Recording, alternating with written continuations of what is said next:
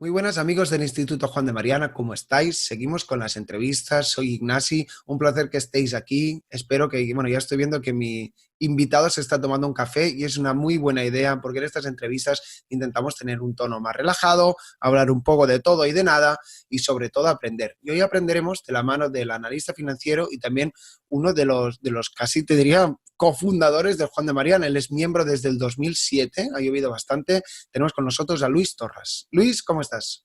Muchísimas gracias y nada, y encantado de estar con vosotros. No me atrevería a decir cofundador, pero sí colaborador y amigo. Sobre todo yo creo que la palabra que me define, yo creo, es amigo del Juan de Mariana de hace muchos años. Bueno, pues ha llovido bastante desde el 2007, muchas cosas han cambiado. Yo creo que las ideas liberales también incluso han ido creciendo, nos hemos ido sofisticando un poco todos e incluso puede que incluso esta misma entrevista sea la muestra, pues desde un think tank estamos haciendo entrevistas online en tiempos de confinamiento y al final tenemos que adaptarnos. Para romper el hielo, las primeras preguntas que estoy haciendo estos días en estas entrevistas en confinamiento que llamamos, es una pregunta así un poco más desenfadada, una pregunta más personal.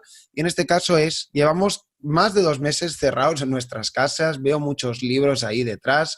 ¿Cómo has pasado el tiempo? No sé si estos libros que te acompañan te han hecho pasar mejor el tiempo. Cuéntanos un poco cómo lo has podido sobrellevar y luego vamos tocando varios temas.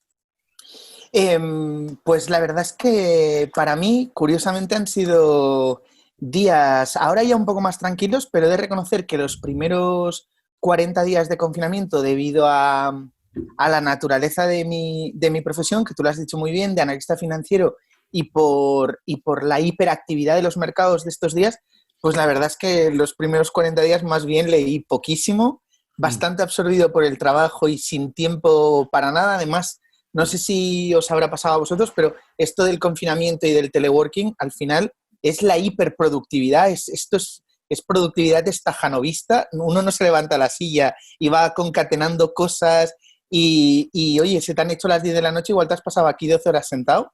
Ujú. Pero ahora ya que más o menos felizmente parece que al menos vamos atisbando un poco la luz al final del túnel, la verdad es que los libros hacen una compañía fantástica y he estado leyendo un poco de todo, desde repasando viejas obras de Mises hasta ensayos de temas de mercados financieros como consuelo, a mucha novela negra para desconectar al final del día y dormir bien. Muy bien, pues si te parece, en la segunda mitad de la entrevista vamos a hablar de libros, que sé que te has preparado un listado, pero también me gustaría tratar un poco temas coyunturales. El otro día entrevistamos a Gabriel Colominas, que yo creo que lo conoces, y estuvo bien porque pudimos conectar un poco finanzas a nivel actual, esta situación de estos 40 días que me has dicho que está todo un poco movido, por decirlo suavemente. Hablamos de ideas de la libertad, hablamos de qué es capitalismo, qué no es capitalismo, y me gustaría hablar contigo un poco de esto. Parece que cuando los mercados se mueven hacia abajo, vamos a decir, la gente culpa al capitalismo, pero muchos liberales y capitalistas decís, y creo que lo comparto, que no vivimos en un capitalismo real y especialmente el sector financiero está hiperregulado. Sé que no es una pregunta en concreto, pero me gustaría tratar un poco estos temas. ¿Qué hay de verdad y qué hay de mentira en la percepción que tiene el ciudadano común en torno Mm. al tema de las finanzas internacionales y demás? Mm. A ver, para empezar, una aclaración previa es que las crisis y que haya ciertos momentos en donde, digamos, el conjunto de la economía, entre comillas, luego comentaremos los matices que podemos incluir al análisis general, ¿no? Pero que haya momentos en donde pues se esté invirtiendo peor o que se tenga que corregir o se hayan generado expectativas con respecto a ciertos valores que luego se descubren que no son tan buenos, o incluso cuando la economía dependía más de la tierra, es decir, no teníamos tanto control sobre la productividad de nuestras actividades, sino que esa productividad dependía de algo tan variable como el clima. Mm. Siempre han habido ciclos, ¿no? Entonces, al final, la gracia del capitalismo es que con las crisis se generan aprendizajes, el mercado, si opera realmente en libertad, se ajustan los precios y de esa crisis se sale. O sea, puede ser una crisis que se destruya más o menos capital.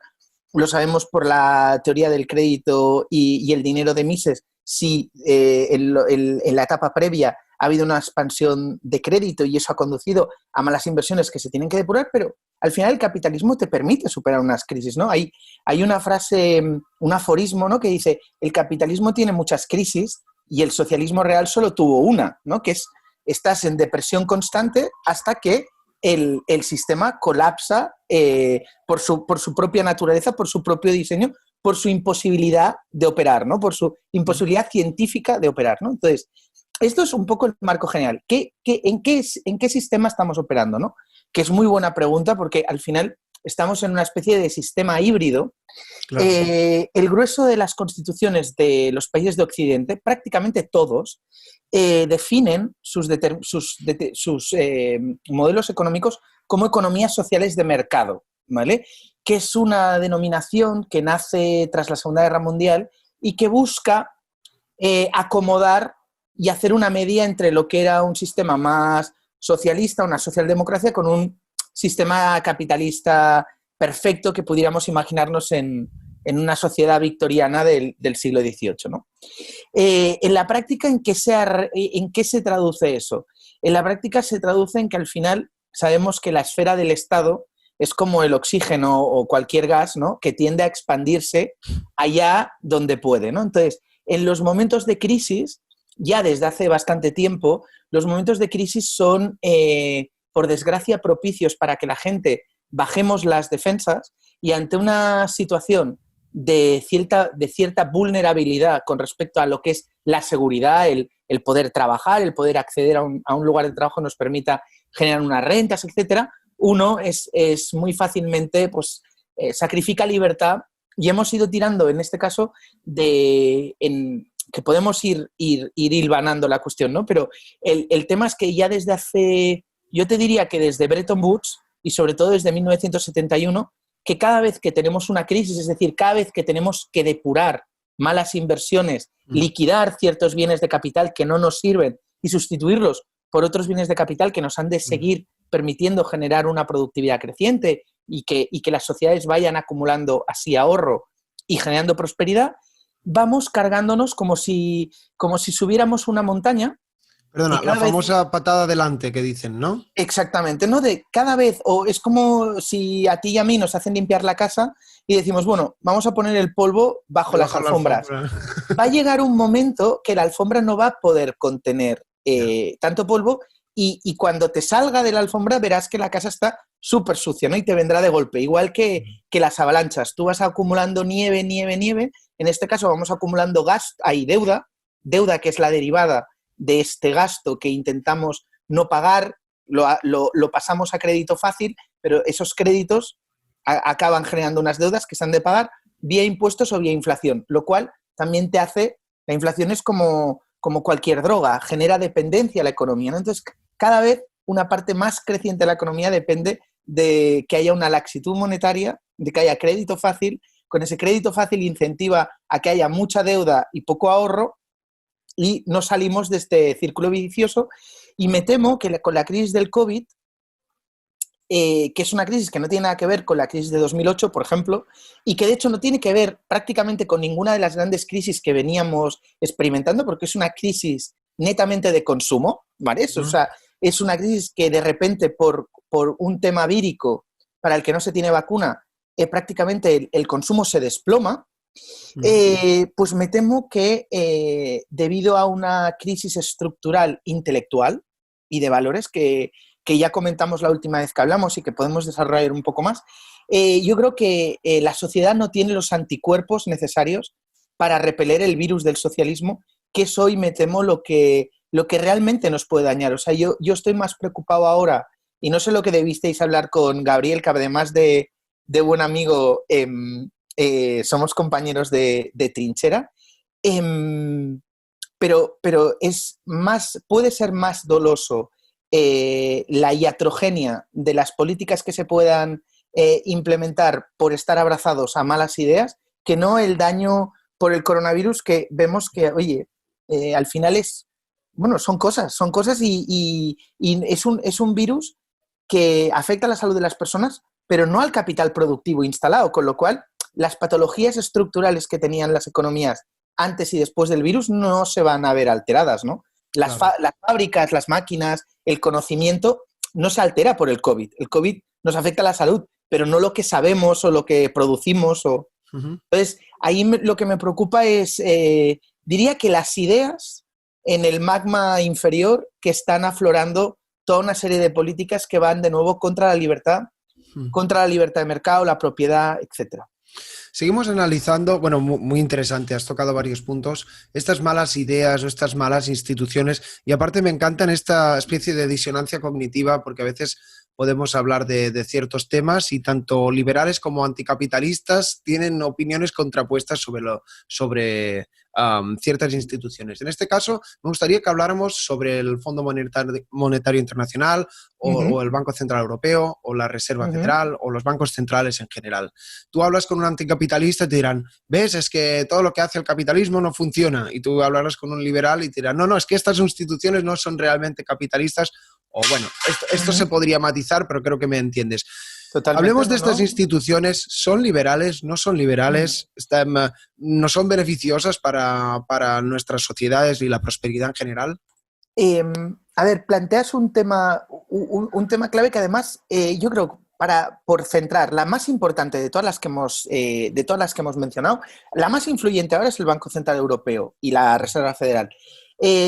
La más importante en cuanto a trayectoria histórica y que yo creo que puede ayudar a entender el mundo que hemos heredado, nuestra generación, es el Fondo Monetario Internacional, ¿no? Entonces, el Fondo Monetario Internacional, que surge del acuerdo de Bretton Woods, ¿vale? De después de la Segunda Guerra Mundial, es, o sea, hay una frase muy buena de Keynes que dice que todos somos esclavos, él no usa la palabra esclavo, pero que somos siervos de las ideas, ¿no? De las ideas que están influenciando en nuestro tiempo. Entonces, si durante el siglo XIX las ideas, hasta la Primera Guerra Mundial, las ideas de libertad de comercio, propiedad y ahorro eran, digamos, el ABC que había permitido a todas las sociedades occidentales florecer, ¿vale? Como Incluso, algo cultural, ¿no? Incluso. exactamente. Y a mí, más que cultural, que es una palabra que usa mucho Max Weber, yo casi me gusta mucho la palabra ideas, ¿vale? Mm. Ideas, que es la palabra que usa McCloskey, que me gusta, que todavía yo creo que ha refinado parte de los argumentos de Weber.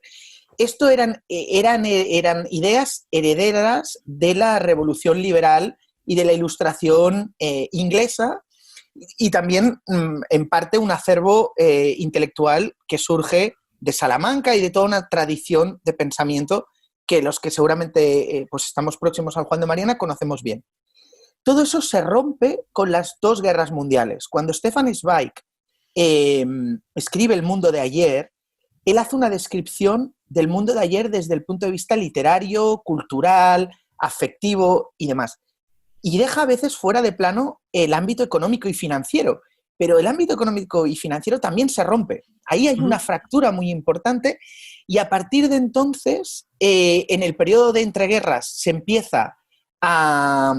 Primero, se comete un error al volver al patrón oro, porque se fijan unos tipos de cambio artificialmente altos, es decir, se fija la libra y el resto de monedas europeas y americanas vuelven a su tipo de cambio anterior a la guerra, cuando los 4 años de trinchera habían prácticamente, eso sí, una guerra sí que destruye bienes de capital.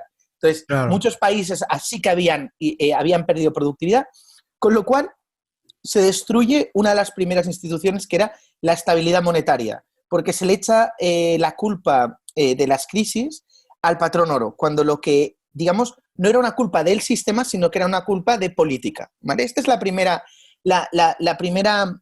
digamos, gran institución que se empieza a erosionar. Luego hay una muy importante, que es el tema del ahorro. Casi diría que es lo fundamental. Y ahí el gran valedor de este ataque al ahorro es Keynes. Keynes desde Cambridge, además, esto nos llevaría a un debate filosófico casi crónica rosa, con respecto a la figura de Keynes, que es clave para también analizar la herencia intelectual Mm. que se nos ha legado a nosotros, ¿no? Claro. Porque Keynes es diríamos, hoy lo llamaríamos un rebelde, un punk, un rebotado de la sociedad victoriana. Él además, él lo pasó mal, él era homosexual y sufrió mucho la represión en la sociedad londinense, que era muy, muy, muy conservadora y hasta prácticamente bien entrados los años 50 y 60. Y él reniega de todo esto, pero una de las grandes instituciones que él ataca es el ahorro. Él confundió, los keynesianos en general confunden riqueza con consumo, entonces para él todo lo que era ahorro era poco menos que pernicioso, ¿no? Que no añade valor porque no entiende que la economía, el capital, para empezar, el capital no es homogéneo, sino que tiene una estructura temporal y que la formación de bienes de capital, o sea, requiere de tiempo. O sea, la economía keynesiana, si os fijáis en el flujo circular de la renta que se hace a posteriori, con Hicks, con Samuelson y toda esta serie de economistas, Taleb los llamaría fordianos o harvardianos, es un flujo circular en donde no se tiene en cuenta el riesgo, no se tiene en cuenta el ahorro y no se tiene en cuenta que el empresario opera en un entorno de incertidumbre. Y Como que si todo se pudiera parametrizar, ¿no? Exacto, y donde no existe el error empresarial, donde toda la producción se consume, ¿no? Donde la oferta genera su propia demanda y donde no hay error empresarial. O sea, imaginaros que podemos montar mañana cualquier empresa que esa demanda necesariamente se nos va a consumir, ¿no? Entonces, esto para el planificador es ideal. Entonces, ¿por qué hago toda esta filípica previa? Porque al final, ¿quién es el arquitecto? ¿Quién es uno de los arquitectos principales del sistema de Bretton Woods? El señor Keynes. El otro gran arquitecto en representación, Keynes representaba al Reino Unido, de hecho Keynes ya había estado en el año 19 con la paz de París, paz fracasada de París, y por el lado americano lo representa un funcionario, Dexter White, que luego se supo o se sospechó que había sido un espía de la Unión Soviética, ¿no? Y en cualquier caso un socialista. Entonces, el sistema que se hace en una frase, por resumirlo, en una frase que acuñó con una visión clarividente tremenda Hazlitt, que era discípulo de Mises, era decir, se ha institucionalizado la inflación. ¿Por qué? Porque se abandona el patrón oro, se va a un sistema de patrón dólar. Es verdad que Bretton Woods establecía un punto de anclaje con el oro, pero mínimo, ¿vale? Y a partir de ahí, en el fondo, todas las divisas dependían del dólar, pero el dólar, la oferta del dólar empezaba a estar, digamos, más politizada, porque el anclaje del oro con Bretton Woods es algo poco más del 20%, ¿vale? En el año 71, Nixon, de manera sorpresiva, un 15 de agosto, se carga esto de un plumazo. ¿Y qué declara Nixon cuando cae la convertibilidad del oro y empieza toda la espiral inflacionaria? Dice, todos somos keynesianos ahora. Y Nixon era republicano, en teoría, ¿no? Entonces, y a partir de ahí, ¿qué ha pasado? Que con cada crisis, yo a partir del año 71, yo creo, una de las cosas que hay que entender es que el concepto de destrucción creativa schumpeteriano, es decir, de los ciclos económicos, se pervierte. Porque el ciclo económico, con alguna excepción, en el cual se sube tipo de interés, se normaliza la política monetaria y se pueden depurar los balances de bancos y compañías, en general hemos afrontado todas las crisis de naturaleza de oferta, es decir, unos activos que bien se tienen que liquidar por obsoletos o porque hemos invertido demasiado o porque hay sobrecapacidad y se tiene que liquidar, o bien porque pues, hay una burbuja de precios y se tienen que corregir precios. Como hemos añadido rigidez a todo tipo de precios con toda una serie de burbuja legislativa, que para mí sería la tercera gran erosión, que es la erosión a la propiedad privada. ¿Cómo se erosiona la propiedad privada? Bueno, digamos, limitando la libre disposición que originariamente uno tiene que tener con su propiedad, ¿no? Ya sea vía limitaciones soft, socialdemócratas, o ya sea directamente vía control de precios, ¿no? Entonces, si tú sumas una burbuja legislativa que te encarece la función creativa y la función empresarial porque te la limita, te la restringe y te añade costes burocráticos, al todo lo que es directamente tema de control de precios, ya sea rentas, salarios, etc. Si a todo esto le sumas que cada vez que hemos tenido una crisis estructural, mal que bien, sí que es verdad que ha habido procesos importantes. Por ejemplo, en España se afrontó una legislatura muy fuerte de reformas durante los primeros años de la transición, en el año 59 con el plan de estabilización y en el año 96 con la primera legislatura de Aznar. Y fijaros, en algunos casos han sido procesos de reforma que han durado prácticamente 100 días. La primera reforma de Aznar, que consigue en el 96, en el 98 meternos en el euro, si tú te miras la hemeroteca, los reales decretos, que son claves para entender que el país se reactive y que permiten liberalizaciones y que aumentan los grados de libertad para que los empresarios puedan operar y puedan poner a juego su capacidad, su pericia, su talento y añaden eficiencia al mercado, se desarrollan en los primeros 100 días de gobierno. Y a partir de ahí la cosa florece, ¿no? Porque lo normal, es decir, el 80% de la economía desde el año 71 hasta nuestros días ha sido operar en que cada vez que tenemos un problema lo sepultamos con gasto público, que encima permite que el político solucione los problemas, que no es solucionar los problemas, es atemperar el síntoma, con gasto público que no tiene tanto coste electoral, y encima este gasto público lo hemos ido financiando con moneda devaluada, con lo cual muchas de las promesas electorales al final la gente no se da cuenta, pero le está llegando con dinero devaluado. Claro. Bueno, Luis, una respuesta muy completa también. Estamos haciendo como una foto completa, estamos filosofando un poco y estamos viendo los perversos incentivos del sistema que nos rodea. La última pregunta para cerrar este bloque. Has dicho que somos rehenes de malas ideas, yo creo que lo comparto, y también hemos hablado de esta bola de nieve o esta pendiente resbaladiza. Como a largo plazo todos estamos muertos, pues Keynes dijo lo que dijo y él mismo también dijo pues que bueno, las siguientes generaciones ya se apañarán, entre comillas. Entonces, la pregunta en este caso, una pregunta compleja, ¿se puede parar un poco esta tendencia? Porque tú y yo estamos hablando aquí, la batalla de las ideas, estamos en el canal de Juan de Mariana, pero pongo el televisor, no veo nada que hable en esta dirección de lo que vas diciendo, hablo con amigos y es verdad, jóvenes que están estudiando economía y no oyen este tipo de tesis, no hay debate, bueno, ya lo sabemos. Vamos a filosofar un poco, vamos a ser lo más creativos posible. ¿Cómo se puede parar esta tendencia? ¿Es algo de intelectuales? ¿Es algo de políticos? ¿Es algo de la sociedad civil? ¿Es algo de la cultura? Hablemos un poco sobre este tema. Es muy buena pregunta para la que no tengo respuesta. Solo tengo propuestas que compartir con el foro a ver qué pensáis. A ver, yo creo que... yo no creo, a ver, entre comillas, no creo en la lucha política directamente, o sea, o creo que se puede hacer política de muchas maneras, ¿no?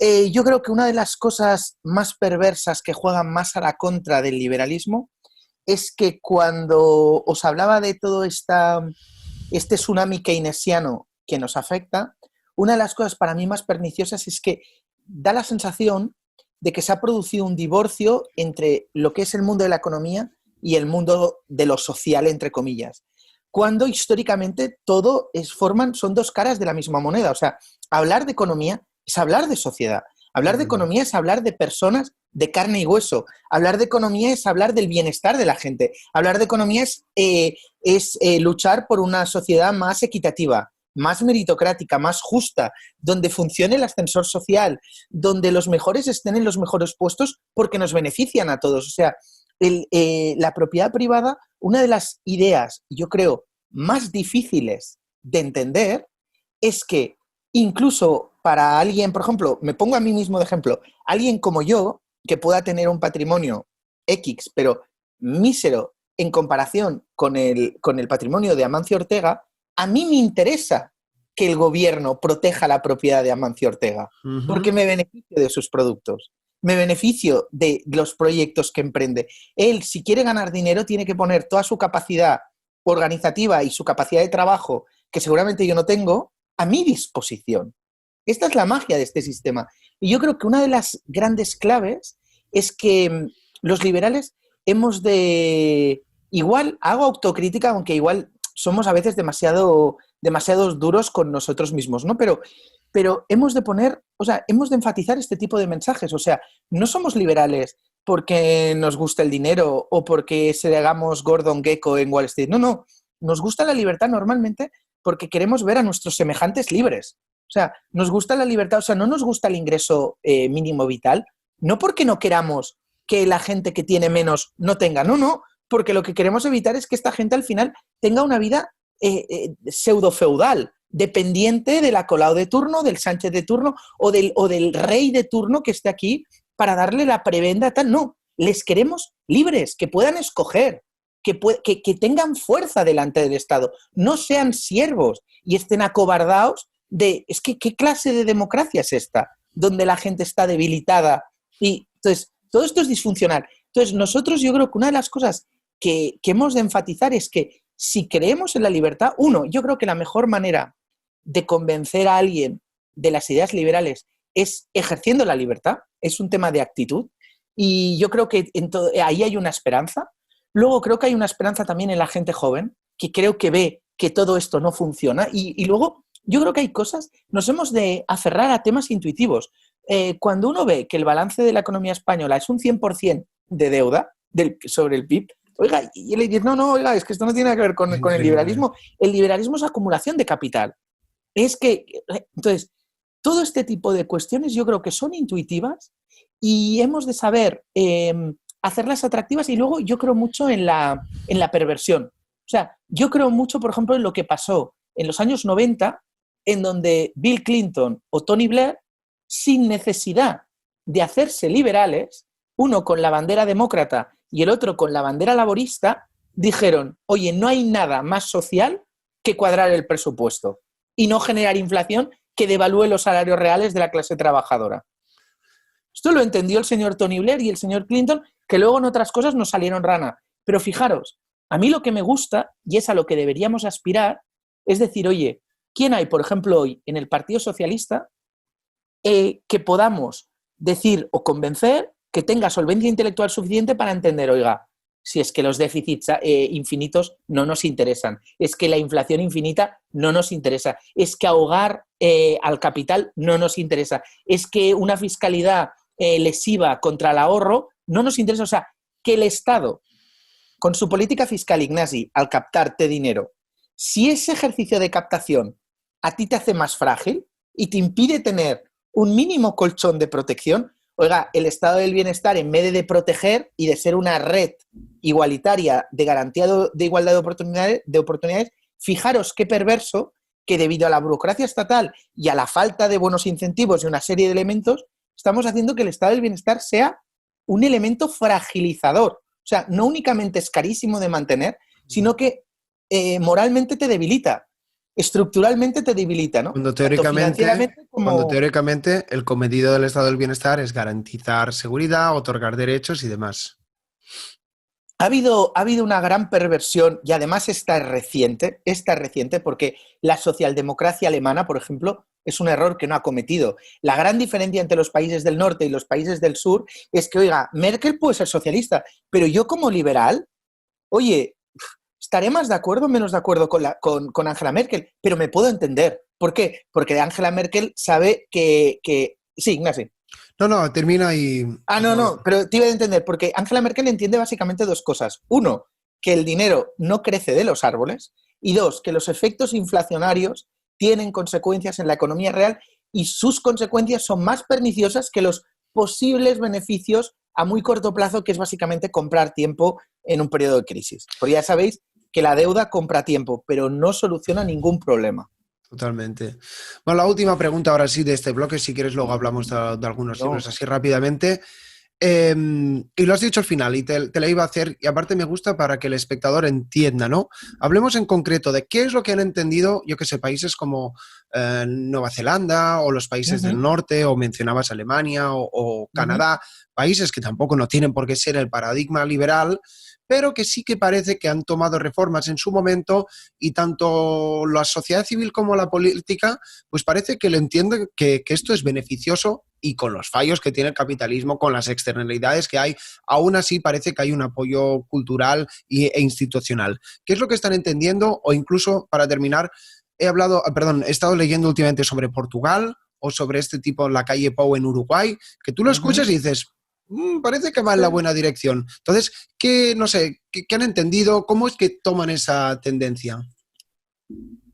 Es una muy buena pregunta. Yo casi te diría que esta pregunta se contesta en qué hemos hecho mal nosotros. Claro. O sea, ¿dónde hemos perdido el rumbo nosotros? O sea, históricamente, y no hace falta, o sea, que lo digamos en el Juan de Mariana, pero ya queda bien que lo digamos en este foro. O sea, nosotros somos los que primero sistematizamos un estudio completo y metódico sobre qué es la inflación y sus perversos efectos, porque lo experimentamos durante el imperio de Felipe II, Carlos V, etc. Los primeros que experimentamos el colapso de un gran imperio por los efectos de la inflación somos nosotros. Y teorizamos al respecto y lo integramos. Si uno se lee el Quijote está lleno de frases alertando sobre dónde están las amenazas de la libertad, dónde están los abusos del rey. Está todo ahí. Los ingleses, o el mundo anglosajón en general, o el mundo alemán, con Goethe, por ejemplo, Goethe, que Mises es un gran fan de Goethe, Goethe, que fue un poeta muy bueno y es uno de los pilares de la cultura alemana, tiene dos observaciones muy interesantes. La primera es muy curiosa porque Goethe queda alumbrado con la contabilidad de doble partida, que le parece uno de los descubrimientos más asombrosos del hombre.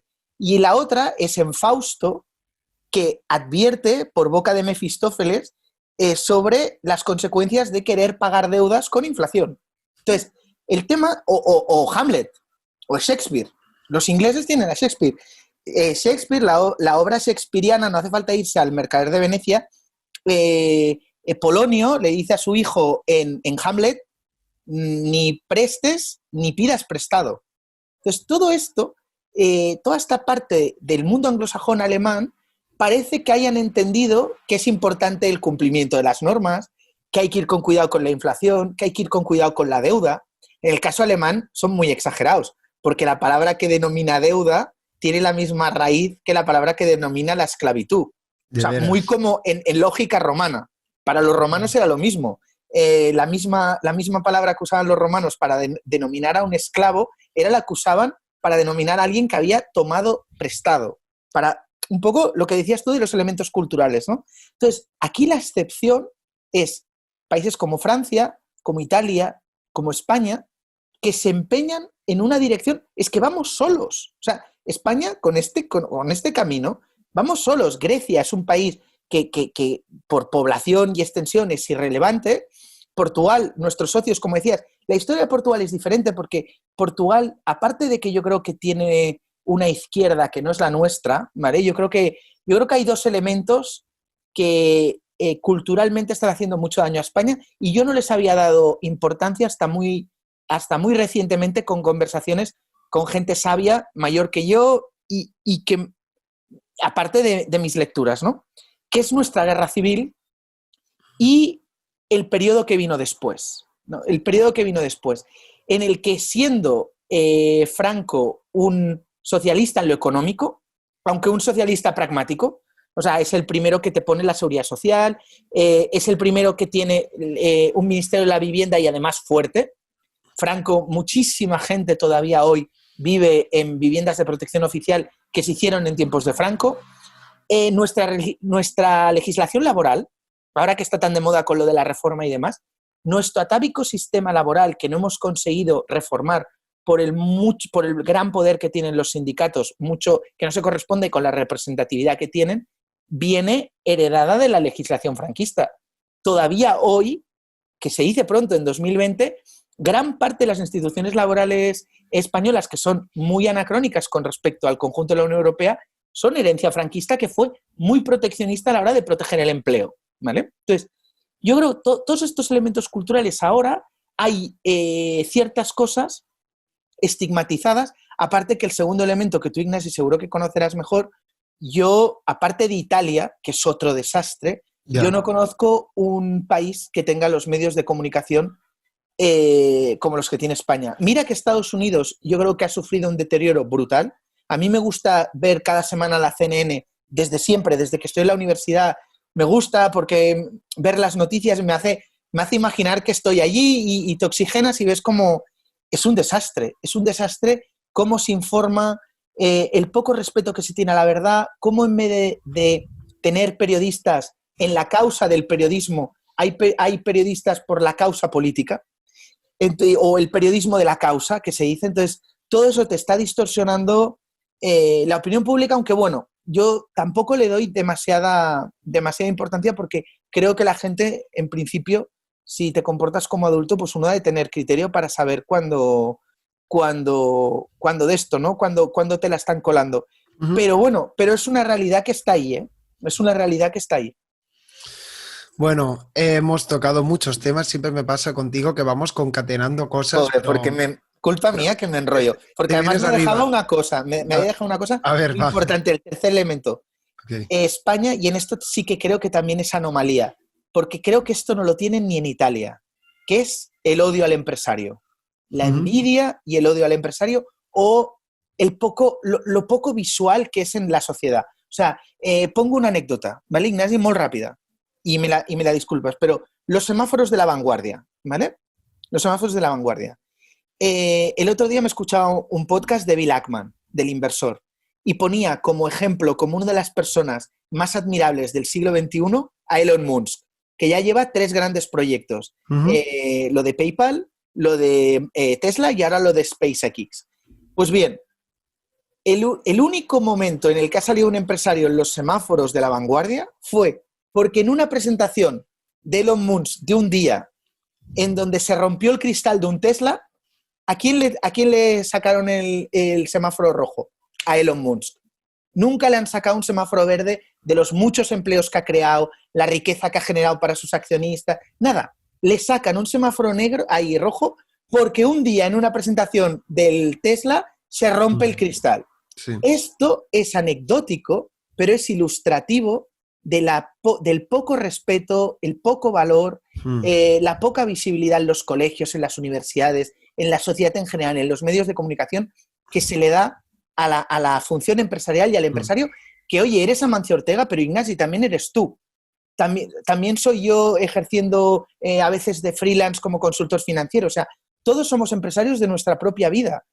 Lo que varía es el perfil de riesgo que podamos tener.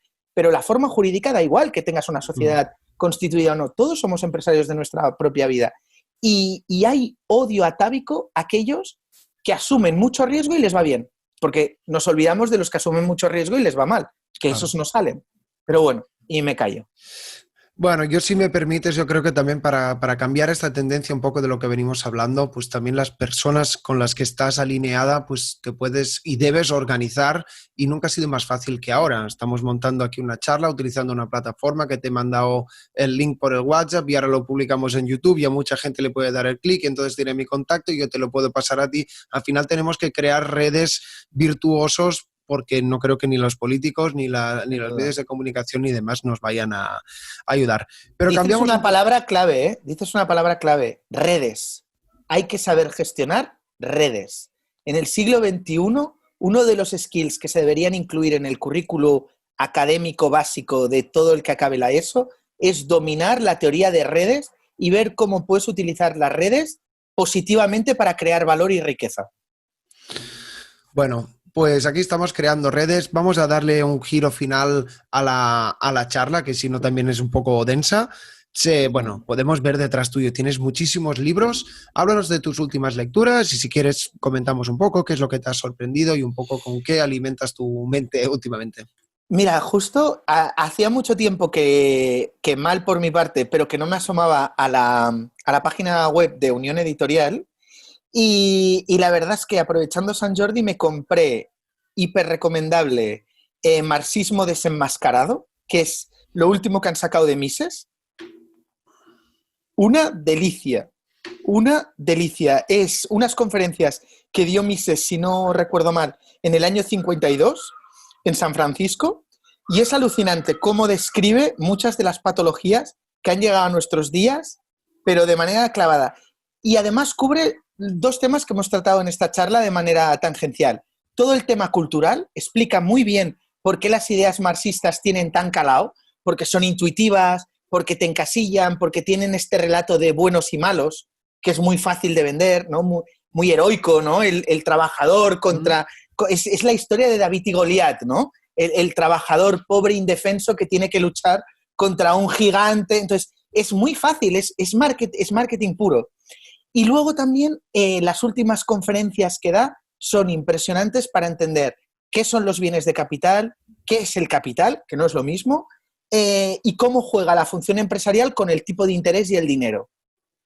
Excepcional. Además, son conferencias que parecen que sean clases magistrales y pese a que están hechas en el año 52, ¿Sabes aquello de que a veces te lees algo que está escrito en un periodo que igual no conoces y te pierdes con los ejemplos o qué estaba pasando en Francia en aquel momento? No, la verdad es que yo creo que va al kit de la cuestión en cada concepto y es una delicia. Y ha salido justo ahora, editado ahora en 2020.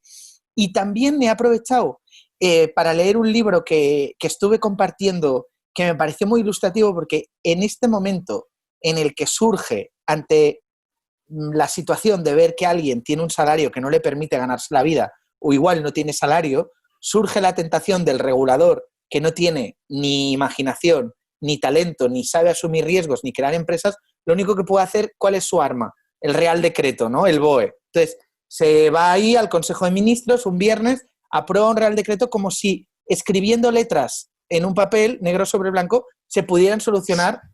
Y yo lo que no entiendo es cómo la gente no reflexiona sobre esto. O sea, si el ingreso vital solucionara los problemas del mundo, el mundo sería un paraíso desde hace siglos. O sea, nadie es imbécil. O sea, yo no me levantaría para trabajar si lo podemos solucionar. El problema es que no encaja con la condición humana, no encaja con cómo se crea riqueza en el mercado, no encaja en los procesos de acumulación de ahorro, etcétera, ¿no? Entonces, me he leído un libro que te pone esto en perspectiva, que se llama 4.000 años, que se dice pronto, 4.000 años, 4 siglos, 4 milenios, de 40 siglos, perdón, 4 milenios de controles de precios.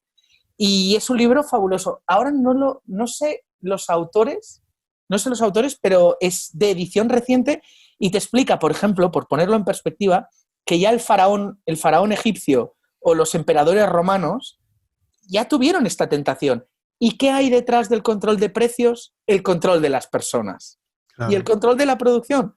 Y la verdad es que ha sido una lectura fantástica. Y luego estoy leyendo también de mucho libro de más técnico quizás, o más específico, del tema de riesgos y el tema financiero. Y de hecho ahora me estoy leyendo un libro que aborda una cuestión que yo creo que es fundamental, que es el método de cómo aproximamos las ciencias sociales, en donde está la economía, pero donde también está la gestión financiera del riesgo, o de riesgo financiero, riesgo de crédito, riesgo de deuda, etc. Y se llama, el libro, ahora tampoco recuerdo el autor ahora a la memoria, pero me ha gustado mucho, lo llevo por la mitad, es cuando los físicos asaltaron los mercados. Entonces, liga un poco con unas ideas que recientemente o estos últimos tiempos ha desarrollado mucho Nassim Taleb, que es un pensador muy interesante, un neopoperiano muy interesante. Bueno, si alguien quiere saber más sobre Nassim Taleb, dejaremos el link de la entrevista que le hice en mi canal a Luis Torres, que la verdad que profundizamos bastante. Pues Luis, yo creo que lo dejaría aquí. Siempre la última pregunta intento que sea así un poco inspiradora. En este caso te voy a preguntar, digamos, para sobrellevar toda esta oscuridad y estas malas ideas, ¿no?, de las que hemos ido hablando, pues ¿cómo lo haces tú? No sé si a través de la lectura. Quizás la pregunta podría ser, ¿cuál es el valor que te aporta a ti la lectura, el conocimiento? Porque esto es algo un intangible, pero que nos incorporamos en nuestro cerebro. Hablemos un poco de esto, porque al final también es qué hay detrás de saciar nuestra curiosidad, vamos a decir. Total. Bueno, lo que hay es una forma de capital.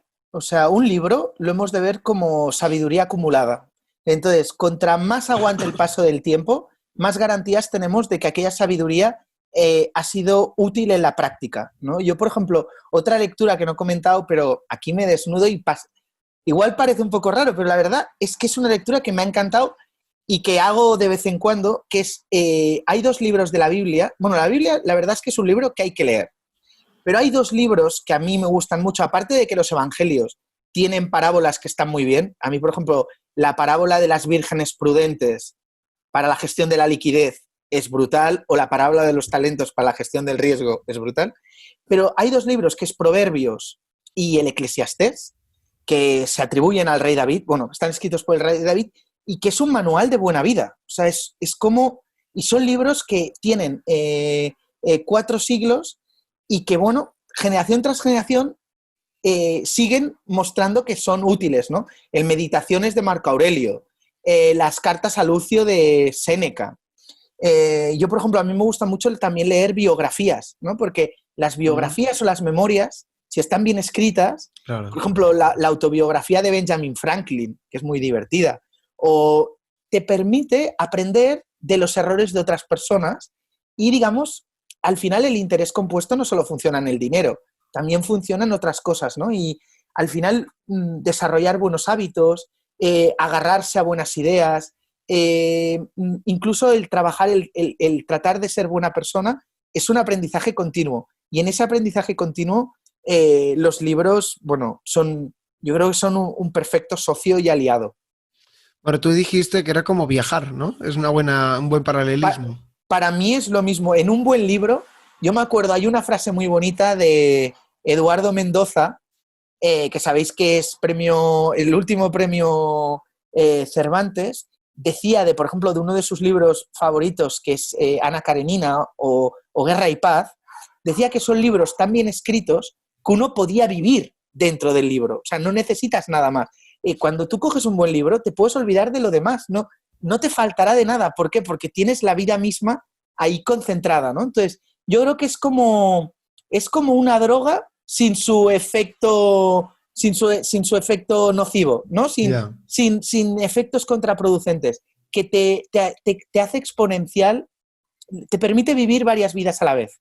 Aparte que si nos ceñimos a temas de ensayo o filosofía o de diversos, pues oye, es capital, es capital. Herramientas que metemos en la mochila. Bueno, no hay nada que me guste más que terminar las entrevistas con un punto incluso poético y la verdad que lo celebro. Llevamos mucho rato hablando, ya no sé ni cuánto rato, pero eso significa que me lo he pasado bien. Mira, esto, Sí, Ignasi, ahora que me sí. dices lo de la poesía, es mi asignatura pendiente que otro amigo del Juan de Mariana, mi amigo Luis Espinosa Godet, otro crack y buen liberal, siempre me dice que tengo la asignatura pendiente de leer poesía. Ah, sí. Que también yo creo que sí. Y yo estoy seguro que, al igual que a mí me costó empezar a leer novela, seguro que también aporta. Bueno, pues ahí lo dejamos. Pues muchas gracias, Luis. Dejaremos también tus links y si quieres los libros, luego me los pasas, también lo pondremos en la descripción. Perfecto. Gracias también a los espectadores que habéis llegado hasta aquí. Espero que hayáis pasado un buen rato. Yo creo que Luis y yo hemos pasado un buen rato, o sea que todo Yo esto que nos contigo siempre, llevamos. ya lo sabes, Ignasi. Gracias. Y bueno, si os ha gustado el vídeo, pues dejad un comentario, podéis dejar un like, también suscribiros y nos vemos en la próxima. Luis, que termines de pasar muy buen día y nos vemos muy pronto. Muchísimas gracias, como siempre, Ignasi, por tenerme y un saludo a todos. Hasta luego.